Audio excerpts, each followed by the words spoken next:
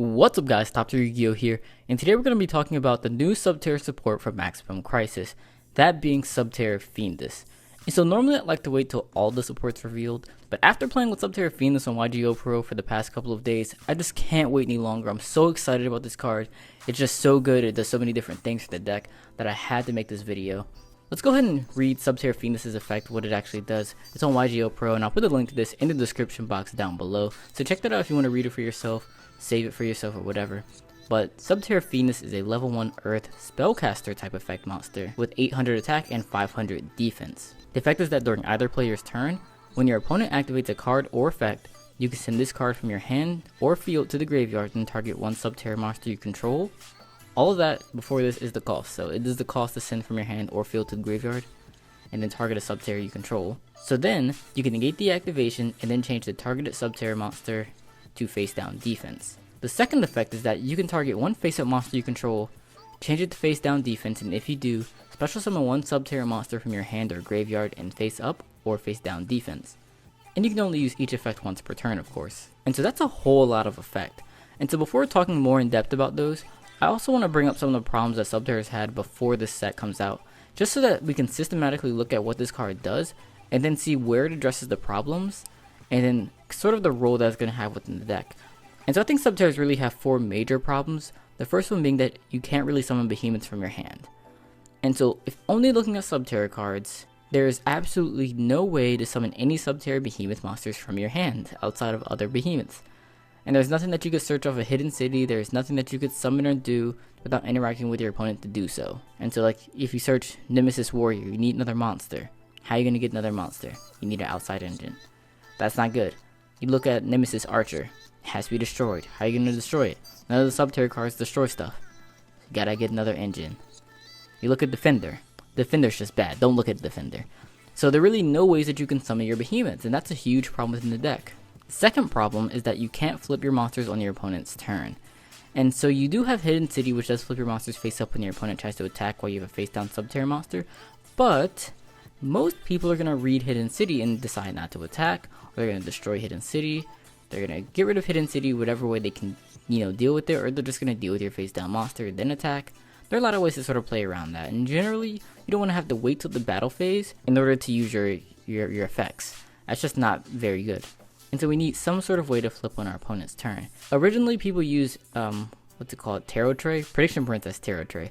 But, just having to play Ritual Monsters in 2017 isn't very good. It loses the barrier, it loses to really any trap card, it costs you a lot of cards, and it can induce a lot of bricking because you don't want to draw Tarot Tray without the spell card, without pre-prep or really anything, and you never really want to draw the Ritual spell by itself either. So it just makes the deck more inconsistent, and also is weak to traps, disruption, and doesn't really do as much as you really want it to. Third problem is that there was a lack of a reliable win condition. And so, as we all know, there are only 3 real ways to win games. You can win them through card advantage, you can win them through tempo, and you can win them through fire, or the philosophy of fire, aka with life points. And so if you look at card advantage, that was generally the way you would have to do it, sort of through flip-flop control. And so you'd have Stalag mode to draw your cards, give you some pluses, Umastrix will give you pluses, you could plus off of Nemesis Warrior. There are a few different tricks that you could do to sort of gain a little bit of card advantage, but it was hard to do that often because again your deck revolves around flip monsters. You need overwhelmingly strong effects, not small 1-for-1 trades, because it's going to be hard to do that. Then if you look at tempo, well, we didn't have any quick effects and we didn't have any ways to flip our monsters on our opponent's turns, so we really sort of had no control over the tempo of the game outside of Hidden City protecting from attacks or from idiots attacking in the Umastrix. And when it comes to the philosophy of fire, it wasn't never necessarily too hard to OTK or anything, but because of the amount of resources it does take to build a big enough board to do that, it sort of ties into the other 2 rather than being a component on its own. And so what I mean by that is you're not going to just out of nowhere with 1 or 2 cards kill your opponent. You're going to kill your opponent after building a board, after controlling the tempo and card advantage through other engines, not through the Subterror engine. And then you would be able to put a lot of damage on board. But then the fourth problem was that you were weak to board wipes. And so you could build a huge board like, Hidden City, Nemesis Warrior, a couple set monsters, but if your opponent had Raigeki, Darkhold, Kaiju Slumber, or even just a Kaiju, it was going to be tough for you to win that game because they're just going to clear your board, there's nothing you could do about it. And we did have Subterror Behemoth Burrowing to sort of help with this, but the problem with Burrowing is that it requires a Subterror monster in your graveyard, and that just makes it really hard to activate on the first turn when you would need it most. So he couldn't go first, make a board, set burrowing, because there was no way to get your monster in the graveyard to banish with burrowing.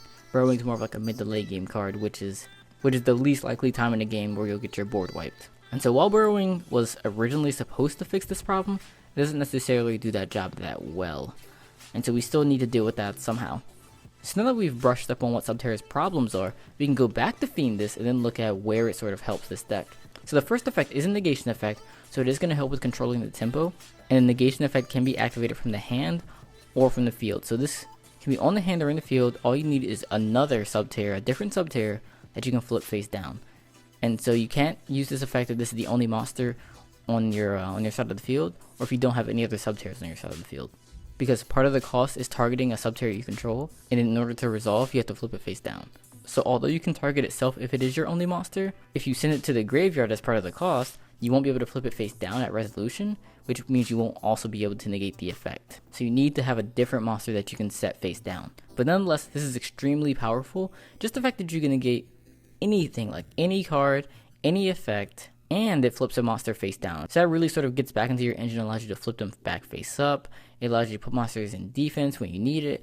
It just really does a lot. And of course, this can also be considered a bad thing because it does require you to have another monster on the field. But, I mean, it would just be broken if it didn't. And it also makes this archetype specific so that other decks can't use it, which is a good thing. You don't want like a generic negation hand trap running around, right? So now if we look at the second effect, we can target a monster we control, change the face down, defense, and special summon a Subterror from the hand or graveyard. So this effect is really good, and it addresses sort of that first problem to where we couldn't summon our other Subterror monsters, mainly our behemoths, from our hand. And now this even one-ups that problem, and allows us to special summon them from the graveyard too? Oh my goodness. And you don't even have to summon behemoths, you can summon any Subterror monster, you can summon itself, you can summon Archer, you can summon Nemesis Warrior, hell, you can even summon Defender. I mean, don't, but you could, I mean, if you really wanted to, but, you know, don't do that. But this effect is actually really strong because you can target itself, set it face down, summon another monster in face down, and then since all your monsters on your side of the field are face down, you can special summon more behemoths from your hand. And the best thing about this card is now you can do this within the engine. So like before you needed to have instant fusion to summon Raijin to flip itself face down, or you needed Midshield Garden or Book of Moon, Book of Eclipse, some way to flip your own monsters face down, and you had to use your own effects to do it. But now this is something that you could search off of Hidden City to summon your behemoths, so this makes it so much more consistent. And the fact that you can summon any monster that you want, or any Subterror monster that you want, really gives it a lot of versatility as well. And so Fiendess addresses the first problem, that you couldn't special summon your other behemoths, and the third problem, the lack of a reliable win condition, very well. Like now you can search something off of Hidden City to summon other behemoths from your hand, and you can always sort of play Fiendess control to win games. And you can do this consistently. Like if you have Hidden City, Fiendess in hand, and the Subterror on your side of the field, that's a pretty strong board honestly by itself. Because like your opponent's not really going to be able to activate cards or effects, because you can negate them with Fiendess. You're going to have Hidden City to stop your opponent from attacking. It's just really hard for your opponent to get over. So I'm super excited for Maximum Crisis now. And it's impossible to say how good Subterrors are going to be post Maximum Crisis without seeing the other three cards, but I think it's safe to say that they'll be better than they were beforehand, which is something that we couldn't say about Raging Tempest. And so now I actually want to speculate a little bit on what I think some of the last three effects are going to be. And I just don't want to show the YGO organization page the whole time, so I'm going to switch this up and show you some duels that I've recorded while actually using this new version of Subterrors. And so let me know what you think about Fiendess down in the comment section below, and also let me know what effects you would like to see from our last three Subterror cards. We only get 3 more. We have 2 behemoths and 1 trap. Let me know what you want to see from those cards in the comment section below. And also if you'd like to see a deck profile, I'm going to put a card in the top right corner of the screen. Let me know if you want to see a deck profile of post Maximum Crisis Subterrors. We're pretty much just with Fiendess for now, because I have a list that I've really been playing and enjoying a lot. And if enough people want to see it, I'll share it. Or let's also say maybe if this gets 50 likes, I'll post a deck profile. And you guys can sort of watch these duels and let me know if you want to see it. You know, so I'll give you a little teaser here. But let's get into what we're going to be getting in Maximum Crisis, what the other 3 cards could be. And so if you haven't noticed before, in each of the sets, the level of the behemoth has equaled 17. And that's because there's 17 letters in Subterror Behemoth coincidentally. And so if you look at the first set, we had Stalagmo and we had Umastrix. Stalagmo's level 10, Umastrix is level 7. You add those together, you get 17. If you look at the second set, we had Stygo Kraken, level 5, Ultramophis, level 12. You add those together, you get 17. But if you look at Raging Tempest, we had Volt and we had Dragoswari. Dragoswari is 6, Voltaluric is 9. You add those together, you only get 15. So we had less than 17 here, which is sort of interesting. So I have a little theory actually that, okay, so the first 2 sets we had decent support. They equaled 17. The third set in Raging Tempest, it didn't equal 17. We had less than 17. So we got like less than good support. We had bad support. Like that support sucked. We had really, really shitty support. So what I'm expecting is that in this set, well, there are 2 levels that we're missing. We're missing a level 8 and we're missing a level 11. Now, if we add those 2 levels together, 8 plus 11, we get 19, which is greater than 17. So what I'm thinking is that in this set, we're gonna get all the good stuff. Like they made us wait. They gave us a tough, really bad set to see who was really down for the Subterror cause. But I think this set, if we get a level 8 and a level 11, they're gonna be good. And now there are other possibilities, because even though we're missing a level 8 and a level 11, that doesn't guarantee that we're gonna get them. It's sort of similar to Cosmos, how they thought they were gonna get just one of each level, but then they ended up getting multiples of each level. And so at this point, I think we could either get an 8 and 11, we could get an 8 and a 9, which would equal 17, or we could also get a 6 and 11, which would equal 17 as well. And so both of those will give us multiples of one level, and both of those would equal 17, which would mean we're just gonna get like average support, I guess. But I'm a much bigger fan of getting an 8 and 11, so we have, you know, one of each level, and we get some of the broken stuff. Well, I guess first I want to start with the trap card, because the trap is what I think is the only thing that can solve the flipping on the opponent's turn problem. Because you can't have a flip monster that flips itself without some other effects. You need a trap card to do this. And so I think it would be awesome if we just get like a Ghost Trick Go Round or a Ghost Trick Scare. That would be amazing. I think I'd probably prefer... Yeah, I prefer Ghost Trick Scare. Go Round only works in the battle phase, if I'm not mistaken. But Ghost Trick Scare works anytime. So that would be awesome if you get like a Ghost Trick Scare type card. Subterror Scare. I mean, these are supposed to be big, scary monsters, right? So Subterror Scare would, you know, it makes sense. Just something that says like flip all your face down monsters face up or something. That would be amazing. But similar to Burrowing, I think it might also have multiple effects. And so when you activate it, it might flip all your face down monsters face up. But it might also have another effect when destroyed by card effect. And then maybe another graveyard effect as well. And so I think the first effect when activated should flip your monsters face up. That's going to solve that problem, or at least help a lot. The second effect when destroyed, since we already have Burrowing that searches monsters from deck to the hand, I think it would be really cool if this maybe adds from graveyard to hand. That will allow you to get back your Fiendess. And it will also sort of add a nice contrast to allow you to have multiple trap cards that get you cards from multiple places when destroyed. I think another option would be like allow it to search Hidden City. Like that would be really, really broken, but I mean, I'd be really happy with that. It'd be broken, but it's a possibility. Because I think of course they know how important Hidden City is to the archetype. And so being able to search Hidden City is almost more important than searching anything else. And so I would be very much an advocate of that. And then for the graveyard effect, I think it would be cool if it was actually like a repeat of the first effect. Just flip something face up. That would be awesome. So you can flip it face up, then when it's in the graveyard, banish it, flip something else face up, trigger another effect. That would be cool. Or it could be like a Return of the Dragon Lords.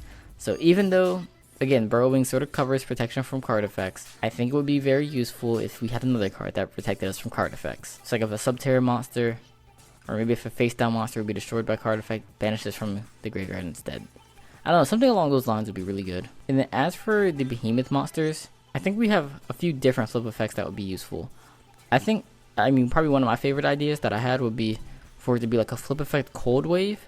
So like flip this card, or the flip effects don't say that, but like flip, your opponent cannot activate cards or effects the rest of this turn. Or your opponent can activate spells or traps or monsters the rest of this turn. Something like that. I think another option would be to destroy face-up cards, sort of like the opposite of Stygo Kraken, which destroys set cards. Something else would be maybe to add from the graveyard or deck to the hand. We don't have anything that adds from graveyard to hand, I don't think. And then we already do have a couple effects that special summon from the deck and add from deck to the hand, so I doubt we'll get that. We could get a Behemoth that special summons from the hand or graveyard. That's another effect that I sort of doubt because we are getting Fiendess with special summons from the hand to the graveyard. We could get something that allows Subterrors to attack directly. I think would be really cool, because that sort of gives us, again, another win condition, in the sense as it helps us with the Philosophy of Fire. It'll help us deal a lot of damage very quickly. And maybe it has sort of a stipulation that, I don't know, you can attack direct with, all Subterror monsters can attack directly, but the damage is halved maybe. Or they can attack directly, but at the end of the battle phase, flip all monsters on your side of the field face down. That would be really cool. Maybe another effect that they could have would be to discard from your opponent's hand, like just flip, discard 1 or 2 cards from your opponent's hand. And the final idea that I was thinking was maybe that they could banish from your opponent's graveyard. And this is sort of one that I sort of like, don't like. It would be good depending on the meta. Like if there are any decks that needed stuff in the graveyard on their turn that they couldn't recycle, then I guess it'd be good. It'd be good against a deck like Infernoids, but not good against a deck like Zoo, even though they do use the graveyard, because they can already recycle everything on their own turn. So all of these effects would be useful in some situations in my opinion. I'm going to put a poll in the top right corner of the screen. Let me know which of these effects you would like to see. Which one of these are your favorite you want to see on one of the new Behemoth monsters? Let me know in the comment section anything else that you would want to see. Again, we have 2 Behemoths and 1 Trap left. These are the last support that we're going to be getting for Subterrors, and so hopefully they make it good, right? And again, if this video gets 50 likes, I'll upload a deck profile of my post-Maximum Crisis Subterror deck.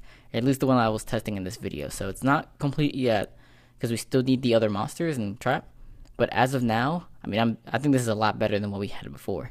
So if you're interested in seeing that, again, like this video, get it to 50 likes, and I'll upload the deck like the next day. And so as always guys, thanks for watching, and I'll see you guys later. Bye.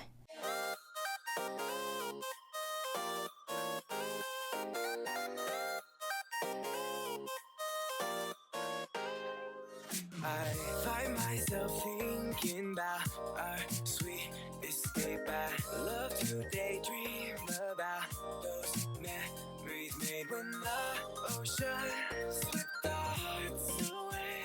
Basking in the sun, my lover. Do you remember that time? Those cerulean tides, sapphire, a sapphire.